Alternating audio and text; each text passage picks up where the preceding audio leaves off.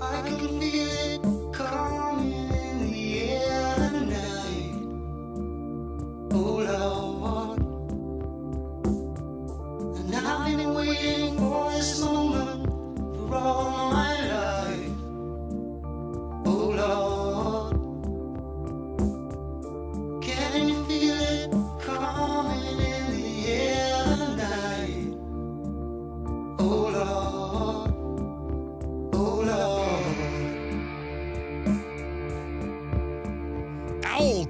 Owl Killer is in New York, active duty military police, he says. And he wants to talk about Donald Trump and the establishment rebellion. Go ahead, sir.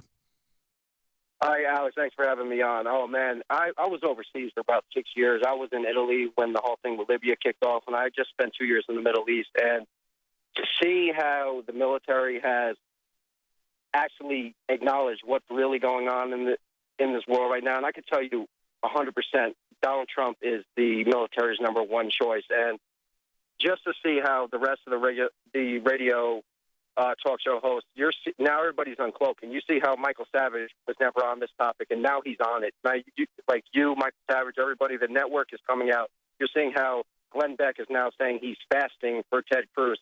I used to trust Ted Cruz. I don't trust him even a little bit anymore, and I just got back into the States and where I'm stationed now. Yeah, folks are really showing who they are in the final minutes of this thing. Trump's for real. He wouldn't bring out the fact that the Bushes were working with the Saudis on 9/11 in order to stand down.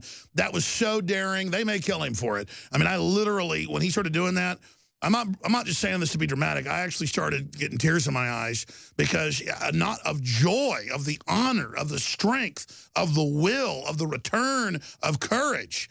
It was just so amazing to see. It was like light coming back into the world. And as you said, the military's awake. I talked to the military. I talked to the regular enlisted, special forces, high level, former, current, and they're the ones saying no to backing al-Qaeda. They're the ones saying no to being with Saudi Arabia. They're the ones saying no to the socialist invasion of Muslims. And so it's got to scare the globalists, though, to know the military's so awake. What do you think? Give us the inside baseball. I just got back into the States now, where I'm stationed right now. I don't want to give my location, but there's pocket constitutions everywhere. And it just re-energized me so much because it makes you see that these people are not invincible whatsoever. You know, Gerald Celente actually went up to the Occupy Peace rally that he had back in September. I met Luke Podolsky over there. I spoke with Gerald face-to-face. I like what you just said. They're not invincible. Can you feel the awakening? I can feel the power of liberty rising. I can feel that spirit. The morale is exploding, is it not? Absolutely. And, again, I wasn't sold on Donald Trump in the beginning, but by their deeds, you shall know them. And he's not perfect by a long shot, but he does. You could tell he's a nationalist. He wants you look at everything. Well, I'll tell you what scares the living daylights out of him. Roger Stone is a hardcore daily listener. 8 administrations, worked in 4 of them, high-level political operative. He knows what's going on. He's written multiple books exposing it. He's a listener. He's got Trump listening. Trump is getting educated very quickly. That's another reason they're so scared. I mean, look at the establishment. They are scared of him. They are shaking in their boots. What do you say to that, Owl Killer? Again, you're seeing that these people are, and Gerald Celente has hit it on your show numerous times. These are weak little boys. Look how he shuts down Jeb Bush every time the guy opened his mouth. All they needed was a man to stand up against him and slap him upside the head.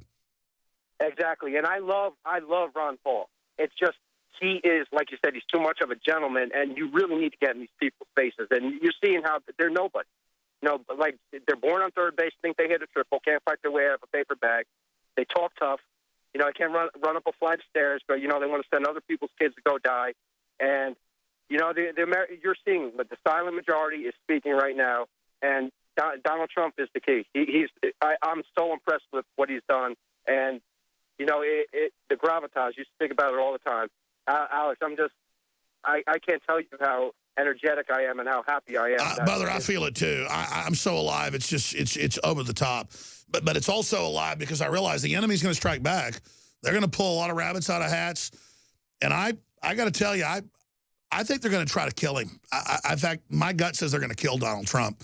But they have no, and that may be the plan to cause a revolution because we're winning informationally. They want to start a physical revolution. I want to just say to the feds and everybody else, come on. I mean, look, the globalists are pure evil. Do not go along with whatever plans they've got.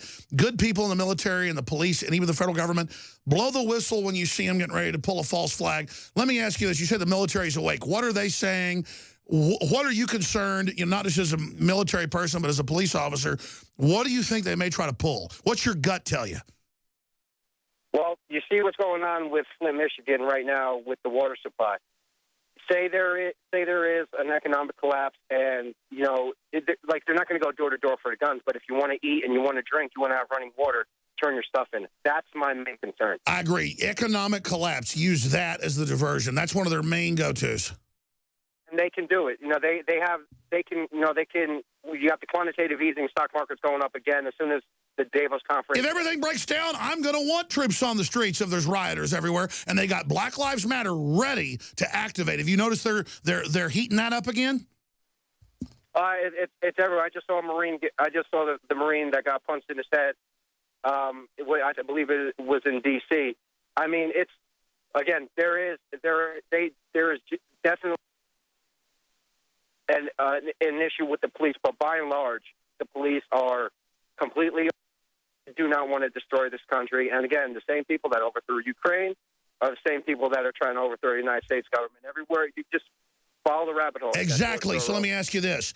What percentage of the military you talk to understands the game plan and understands this is literally a foreign scientific takeover? If we're smart enough to see it, we can block it in its tracks. But if we don't admit it, we're done.